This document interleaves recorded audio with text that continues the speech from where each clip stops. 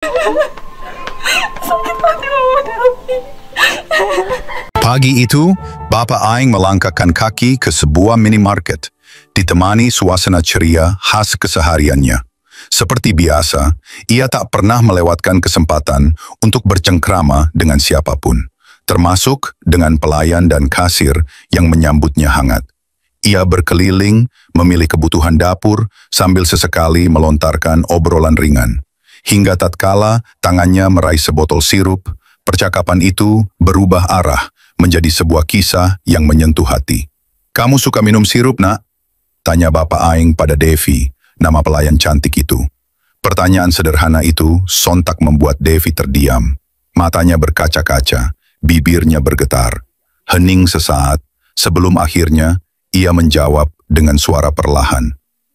"Dari bayi, saya memang minumnya sirup, Pak. Tapi bukan sirup seperti ini.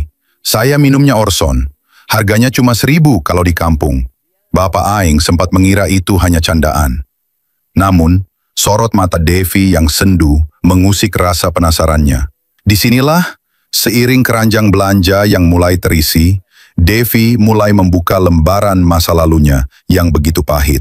Sebuah kisah hidup yang jauh dari kata biasa. "Masa lalu saya sangat pahit, Pak. Mungkin berbeda dengan nasib orang pada umumnya. Dari bayi, saya sudah hidup dengan orang lain yang bukan keluarga, tak ada hubungan darah sedikit pun. Sejak usia 1 tahun, saya ditinggalkan kedua orang tua, ibu dan ayah bercerai. Ibu pergi katanya, mau kerja. Saya dititipkan ke nenek, tapi nenek pun tak sanggup merawat. Hingga akhirnya saya dititipkan kepada orang lain, katanya saudara jauh dari nenek. Mereka hidup serba kekurangan." Devi melanjutkan, menceritakan tentang pasangan yang kemudian menjadi orang tua angkatnya. Mereka, yang kini ia anggap seperti orang tua kandung sendiri, hidup dalam keterbatasan. Karena tak mampu membeli susu formula, Orson seharga Rp1.000 menjadi pengganti ASI. 1 botol kecil itu harus dibagi untuk 2 hari, demi memastikan esok masih ada yang bisa diminum. Susunya pakai susu. Enggak susu, Pakai Orson. Dicampur air. Mendengar kenyataan ini, Bapak Aing tertegun. Pikirannya dipenuhi pertanyaan. Kok ada orang tua seperti itu? Dan yang jadi pertanyaan saya, apa enggak mencret anak bayi dikasih Orson? Lebih menyedihkan lagi, sejak usia 1 tahun, Devi tak pernah bertemu lagi dengan kedua orang tuanya. Kini, di usianya yang ke-22, meskipun nomor kontak mereka ada, usahanya untuk bertemu selalu berujung kekecewaan. Saya pernah kirim pesan atau WA, meminta ibu main ke tempat kerja saya karena ingin bertemu. Tapi ibu sering beralasan, nanti dan nanti, karena sibuk dengan pekerjaan. Jangankan untuk bertemu, kirim pesan atau bertanya kabar pun tidak pernah. Ternyata, Ibu Devi hanya pernah menemuinya 2 kali, saat ia SMP dan SMA. Itu pun jika ada acara keluarga. Seolah-olah, ibu tak ingin terlihat menelantarkan Devi di hadapan sanak saudara. Padahal, dari tempat tinggal Devi ke Subang hanya 1,5 jam perjalanan. Ironisnya lagi, Devi bahkan pernah disebut merendahkan martabat keluarga karena bekerja sebagai pelayan minimarket. Kisah pahit Devi tak berhenti di situ. Sejak usia 1 tahun ditinggalkan ayahnya, Devi belum pernah bertemu sama sekali. Ia hanya pernah melihat wajah ayahnya dari foto di status WhatsApp kakak tirinya yang beda ibu, yang kebetulan berteman dengannya, Dera, ketika ditanyakan nama kakak tirinya. Bapak Aing sempat bingung, karena ia sudah sering bertemu banyak orang dengan berbagai masalah hidup, terutama ekonomi. Namun ketika Devi menyebutkan bahwa kakak tirinya itu pernah bertemu Kang Dedi, seketika ingatan Bapak Aing melayang.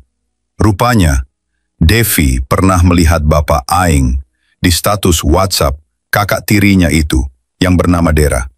Setelah diingat-ingat dan Devi terus bercerita tentang awal pertemuannya dengan Dera, Bapak Aing pun mengakui pernah bertemu Dera saat ia sedang hamil. Teh Dera pernah ketemu saya. Ini kadang-kadang hidup ini berangkai. Apa yang saya lakukan ini kadang-kadang aneh-aneh. Bapak sehat, batas. Mohon pisan, penting sehat, hamil anak. Dari situlah, sebuah niat mulia muncul di hati Bapak Aing. Ia ingin mempertemukan Devi dengan ayahnya. Bapak Aing yakin ayah Devi pasti ada di rumah Dera. Kamu mau enggak? Jika nanti kamu sudah kuliah dan menjadi sarjana, lalu kamu juga menikah dan menjadi orang sukses, apa kamu masih mau dan bisa menyayangi kedua orang tua kamu? Pertanyaan Bapak Aing itu sontak mengundang jawaban yang tak hanya membuat Bapak Aing kagum, tetapi juga terharu. Devi pengen ngerasain disayangi sama orang tua asli, Pak. Bapak Aing pun tak habis pikir. Bagaimana mungkin ada anak seperti ini? Meski pernah disakiti dan ditelantarkan, tak ada sedikit pun rasa benci dalam benaknya. Hal ini membuat Bapak Aing terharu. Keburukan dibahas kebaikan, itu dharma. Tidak semua orang bisa melakukan itu. Dan dia termasuk kaum dharma. Saya belum sampai tingkat itu. Ini sungguh sangat luar biasa. Sebenarnya, meski memiliki nomor kontak kedua orang tuanya, Devi bukan berarti tidak pernah menghubungi mereka. Namun menurutnya, itu hanya sia-sia karena belum pernah mendapatkan respons yang baik dan menyenangkan. Malah terkesan sering menyakitkan perasaannya. Bahasa doanya suka nyakitin. Nyakitin kenapa? Katanya kalau dia bekerja di Alfamart tuh merendahkan harga dirinya. Namun, betapa kagetnya Devi dan kedua temannya. Setelah belanjaan itu dibayar, Bapak Aing langsung pergi sambil mengatakan, Bapak Aing, barangnya kita nggak bawa ya? Barangnya kita nggak bawa ya? Sontak ketiga pelayan itu, termasuk Devi yang berdiri di tengah, kaget luar biasa.